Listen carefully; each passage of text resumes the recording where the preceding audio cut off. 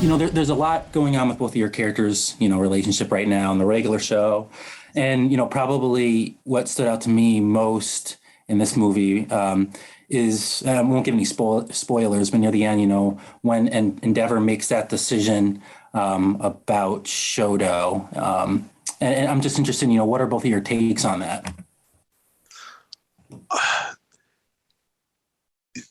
From them doing the work, it's fun and it's free because from them doing the work in the series, episode to episode, season to season, it allows for payoff in the movies where you don't have to show your work because you've already shown your work. And so you can get right down to the heart of, oh, they're doing this thing and it's being informed by this, or they're doing this thing and it's being informed by that thing that's already done. And it doesn't feel like taking a shortcut. It feels earned and like, they've already done the thing, they've put in the time, this is the natural dividend of that thing. And even if it's not about them or their relationship, I feel like it's a flavor that sort of they bring to what they are doing. It's you're not being hit over the head with it, but if you look at the moments they have doing whatever they are separately doing, you're like, okay, yeah, I see it. I see how they got here. I see what's different maybe than a season ago or 2 seasons ago. Right.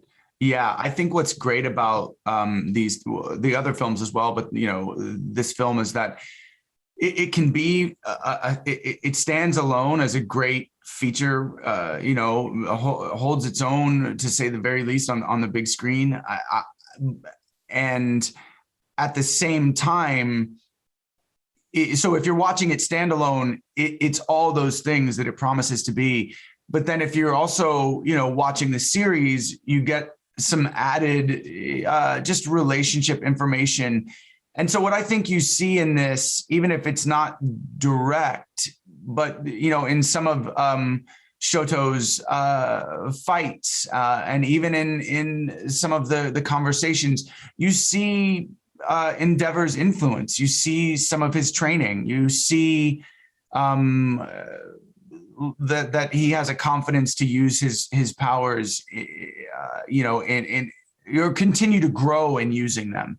And I think that so as you're watching the film and you see some of the fights, I think that's in there, that he's been learning from the number one hero.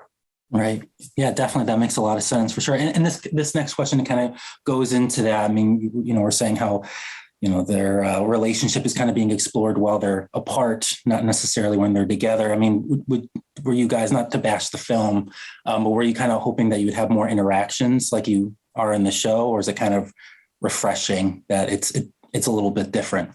Yeah, I can never. I mean, this show is already such a boon and a gift to me as a performer, and then as someone who gets to watch it on the back end and see what's happening with all the other characters and all the other scenes, I would feel ungrateful or greedy to say that I hoped for this or hoped for that, because when I whatever I get of them together or Endeavor doing his own thing always feels like a gift. So far be it from me to, send it back to the chef and say that I wanted this or that. I mean, I really am showing up and just saying, bring me what you got on the menu, because man, you ain't done me wrong yet. You know what I mean? It's definitely, I'm here for whatever comes down the pike. Yeah, same. I mean, I don't really come into it with too many expectations.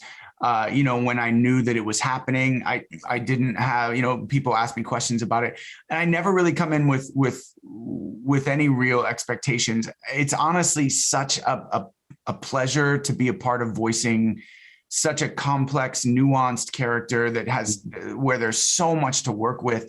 It doesn't always happen, and it's, I'm so grateful for it. So whatever happens, I'm committed 100%, and here we go. Let's tell the story. Cool. Awesome. And I just want to switch gears just briefly, because again, talking about your relationship, in the main show, that uncomfortable dinner scene, in season 5 in the Todoroki household. Yes. Like I said, it was uncomfortable. What was it like acting out that scene? It's like I was saying, really uncomfortable.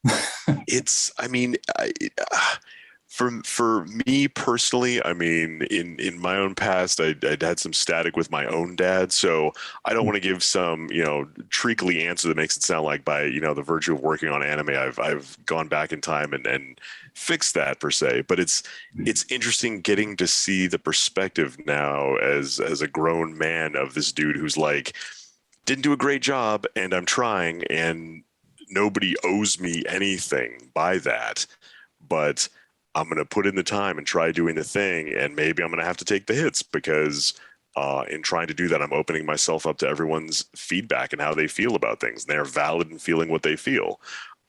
It's uncomfortable, but what makes it uncomfortable is also what makes it interesting and compelling to perform and to watch. So any of those moments that are a little complicated or like tough or uncomfortable, I welcome them because I know it's going to be fulfilling, you know what I mean? If not always a good time, quote unquote. Right.